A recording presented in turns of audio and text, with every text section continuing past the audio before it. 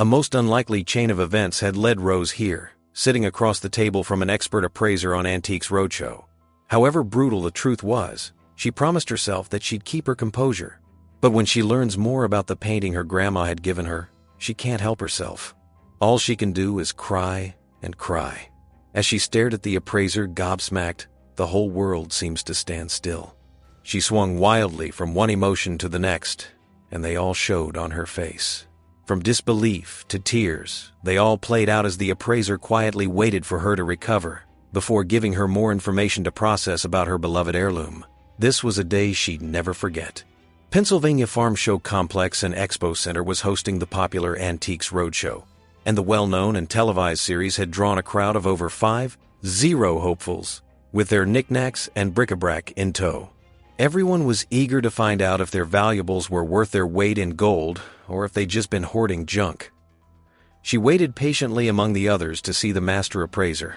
This particular painting had been in her family for generations, which made it priceless to her. But she was finally about to find out whether the artwork had any monetary value or if it was just another pretty painting that would hang in her house before being passed on to the next son or daughter. But she wasn't sure if she wanted to know more than that.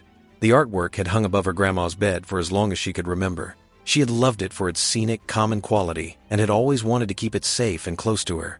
But nobody ever really knew if it was an original painting or a print or even what it was worth. Rose had only begun to suspect that it might be her original painting when something bizarre happened. The beautiful painting had been handed down to Rose after her beloved granny had passed, and she felt truly honored to receive that piece that her dear grandmother had loved so much. Looking at it made her feel like her late grandma was close, when in reality, they were now worlds apart. One day, she was admiring the frame when she noticed something hidden inside. A small blemish seemed to be spoiling the beautiful artwork, so Rose took it outside into the light to get a closer look at the stain, and that's when she saw it. It was a small black insect that had somehow become wedged directly between the canvas and the glass plate in the frame. She opened the back of the frame up carefully and removed the glass to expose the artwork to the sunlight and air. Rose inspected the insect closely, and she realized that it was the most annoying bug of them all, the mosquito. Carefully gripping the insect between her thumb and forefinger, she just lightly grazed the painted canvas with her knuckle, and her heart started to pound in her chest. She flicked the mosquito into the flowers and hastily placed the glass back over the painting. Later, she explained, I took it out to the front yard and opened it up to get the mosquito out so I could take it with me to college, and then it kind of scared me a little. I closed it back up immediately because it looked like it might be real, but she wouldn't know the truth until much later. Now, if you ask anyone what they think is the worst and most annoying insect on the planet, you'll find the most common answer is the mosquito. They really are good-for-nothing bugs, as they keep us awake at night with a high-pitched drone, and at worst, they've been known to carry serious diseases. But this particular mosquito was just what Rose needed to find out the truth of the painting. What was the truth? Rose had waited around for the greater part of the day, and now it was finally time for her to see the appraiser. She was asked to take a seat after carefully balancing her painting upright on the evaluation table. Rose held her breath as she sat down beside it ever so carefully. The butterflies in her stomach intensified as Meredith Hill Ferdy, the master appraiser, sat down opposite her. It was now her Navram. Meredith begins the interview by asking Rose if she knows anything about the artwork. And unlike many other visitors on the show, she seems to know about the artist. She begins to tell Meredith what she thinks she knows. I know it was born in France. Then he moved to northern Pennsylvania, she said. Henry Francois Farnay was a famous artist whose relationship with Native American tribes was the stuff of legend. It's said that he learned the lore of the forest when he was a child from the Seneca tribe, when they hunted in the area where he lived, near their reservation in New York State. But how would Rose's grandma come to have the painting if it was authentic? So he could have been in the area at the time when he was painting it when it was given to my grandmother. And then he moved out to Ohio. But he had associations with the Sioux tribe, and they actually adopted him in and gave him a scythe for long boots, Rose continued. And that's what that little circle under his signature is. Meredith nodded her head and said that Rose was indeed correct about some of the artist's history, and then agreed that it may be possible the painting was authentic based on Rose's grandmother's whereabouts at the time. But she still had one more question to ask Rose, and the answer left the audience reeling. Have you had it appraised before? Do you know if had it appraised? She asked gently. Rose thought carefully before replying. But what she said was scandalous. It was appraised as part of a general house appraisal twice. In 1998, it was appraised as a print at $200, and in 2004 at $250, Rose explained.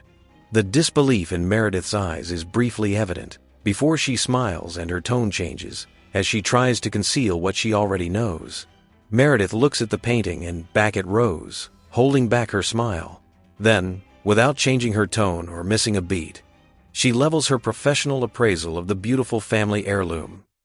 It's her delivery that is what makes the value of the artwork that much more shocking. Rose's face starts to blush bright red in utter disbelief, and a tear slowly rolls down her cheek. Meredith turns to Rose and calmly says, "So, if we're going to put this in an auction today, I'd suggest an estimate of 200 to 300. Rose tries to comprehend what she's just been told, but she's too stunned to speak. She finally regains her composure, and the reaction's priceless. Meredith remains silent as the camera zooms in on Rose's reaction. Every emotion plays out on her face, from disbelief to elation. Then she lets out a little giggle, and then tears start to form in her eyes. Through her sobs, she asks an innocent question that reveals just what the grandma's painting means to her. Rose speaks again, and her throat is choked up with emotion. "So I can't hang it then?" She squeaks as the value of her grandma's painting finally hits home, and she realizes she probably shouldn't hang it above her bed as a decoration.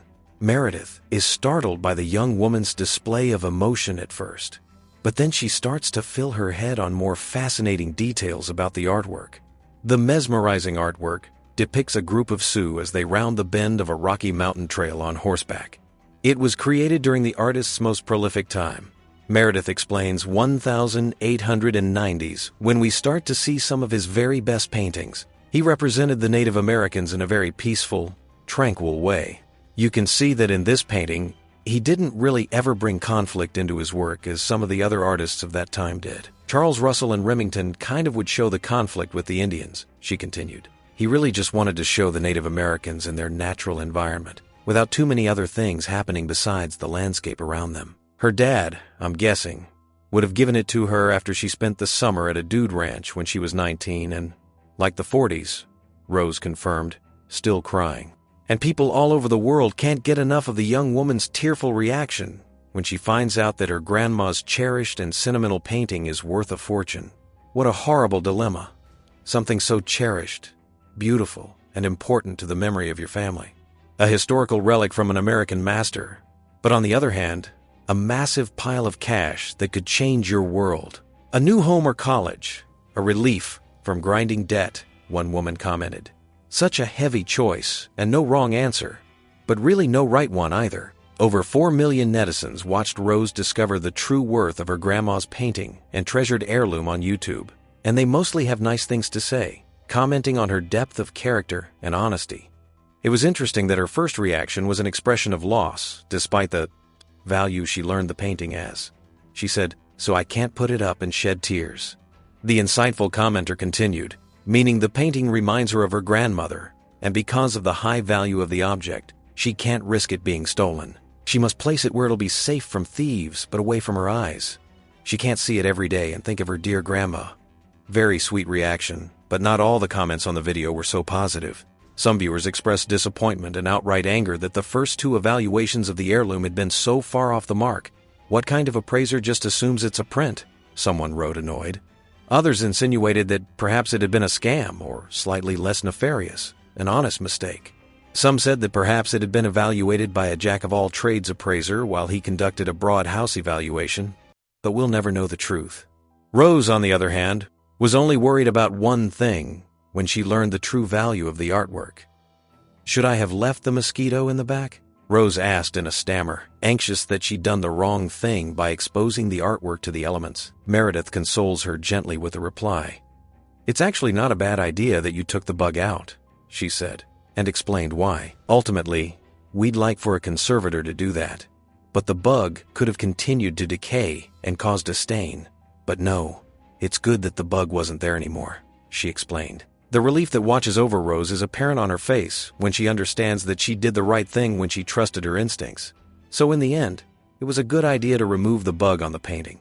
As Meredith explains, it could have resulted in a stain that a conservative could probably have worked on, but the fact remains that the removal of the mosquito had a twofold effect. For one, it saved the painting from any more possible damage, but there was another important role that the hapless mosquito played. This tiny and insignificant mosquito played a much larger role in Rose's story. It pointed her in the direction and gave her a glimmer of hope that there was more than met the eye about the piece. Without the mosquito, she probably would have never been prompted to inspect the painting or even take it to Meredith to be evaluated. But now, as some other commenters were quick to point out, Rose has a very big decision to make. What would you do if you were in Rose's position? Would you choose to keep the sentimental heirloom that was left to you by your beloved grandma? Or would you give it up for financial stability? Maybe you'd square your college debt or pay off a house. Or would you keep it and hang it up behind your bed in your college dorm like Rose intended to do? Rose never knew that she was sitting on a fortune, and that's what makes her reaction priceless. But some people do know what the paintings they have are worth, and will do anything to hide them from the world. When the call came, it shattered his world. He felt like a deer in the headlights as the FBI carefully explained what his favorite aunt and uncle had done, but he refused to believe it. The family members that he knew and loved couldn't possibly have committed one of the biggest crimes of the 1980s. But then, a seed of doubt started to sprout in his mind. Do we really know the people around us? Do we really know our friends, neighbors, and relatives? To Houston resident Ron Roseman, Rita and Jerome Alter were model citizens. They were well-educated and well-loved in their community, by friends and neighbors alike. They were both school teachers, who'd saved enough money to travel all 7 continents. Ron was particularly mesmerized by his uncle's stories. But there was another story about Jerome and Rita's secret life that he would only learn much, much later. The Alters seemed like normal, middle-class citizens who had taken up residence in Cliff, New Mexico in the 1970s.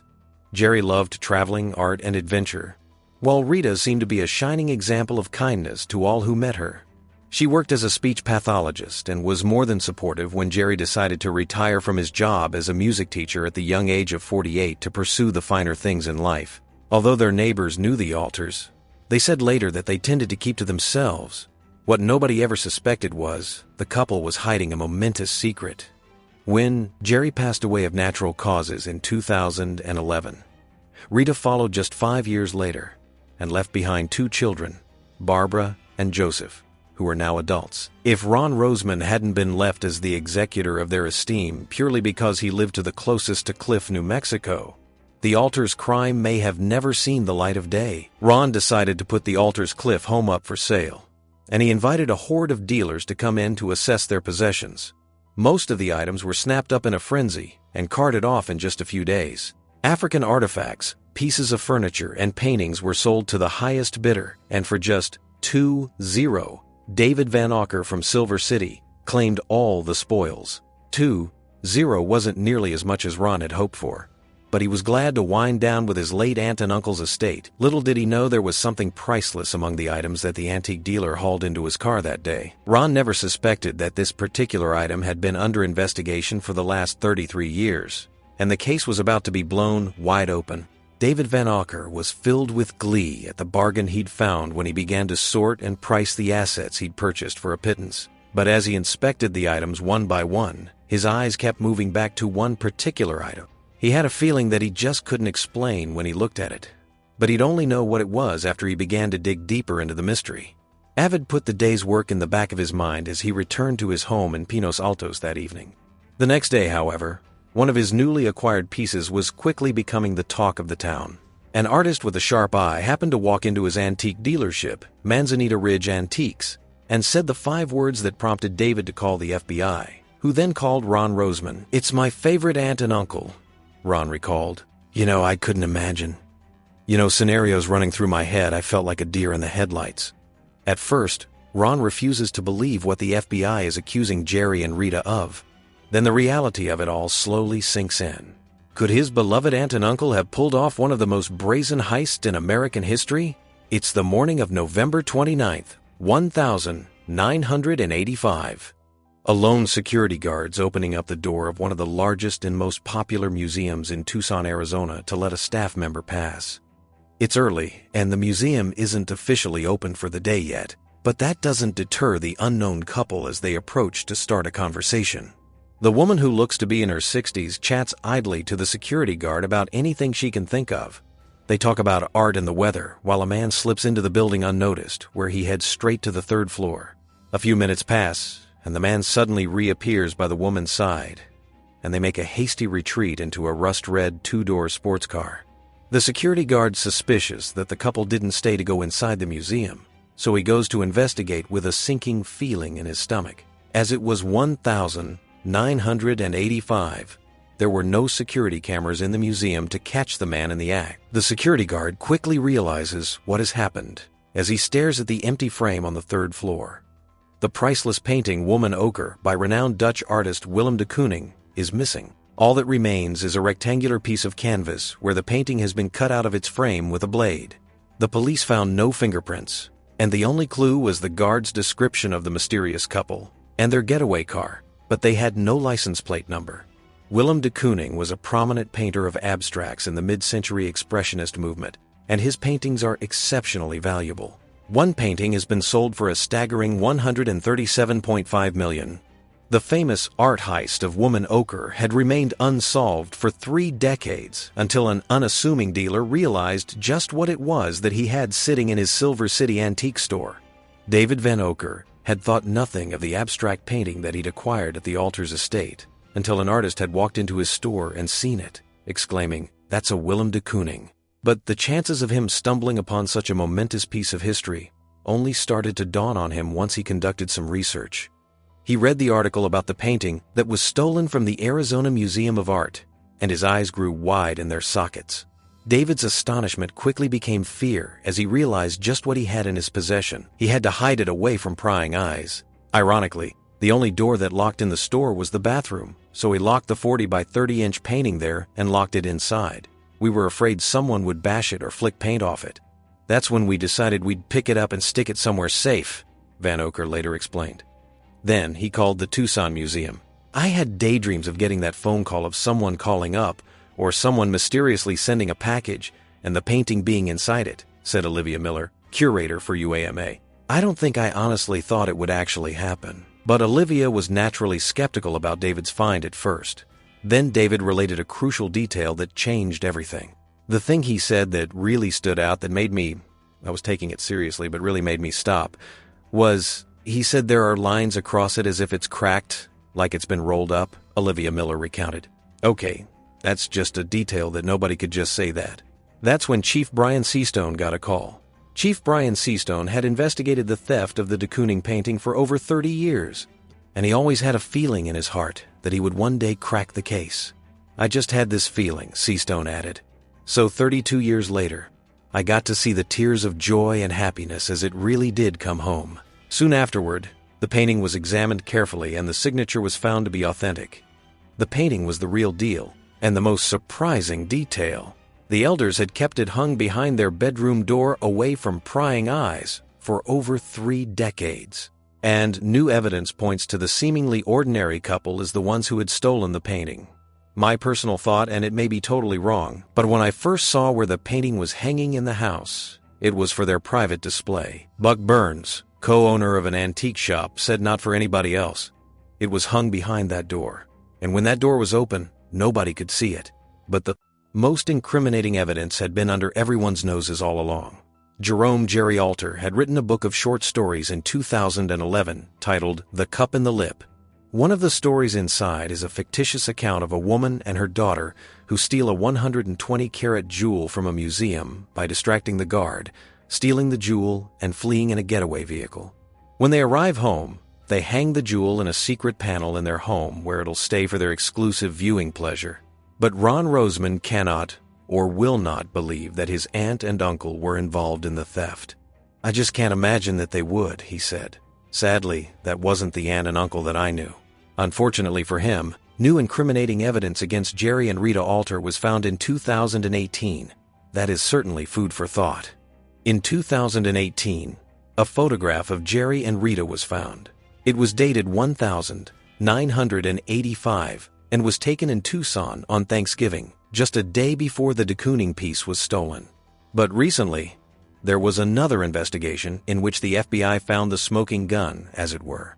In a photo in the altar's personal collection, it surfaced that Jerry drove a red sports car, just like the one that had been described by the security guard on the day the painting was stolen. Many people also believe the police sketch of the couple rendered in 1,985 bears a striking resemblance to Jerry and Rita.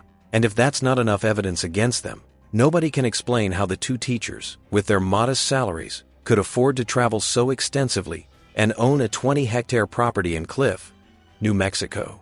The investigation continues, and no arrests have been made thus far.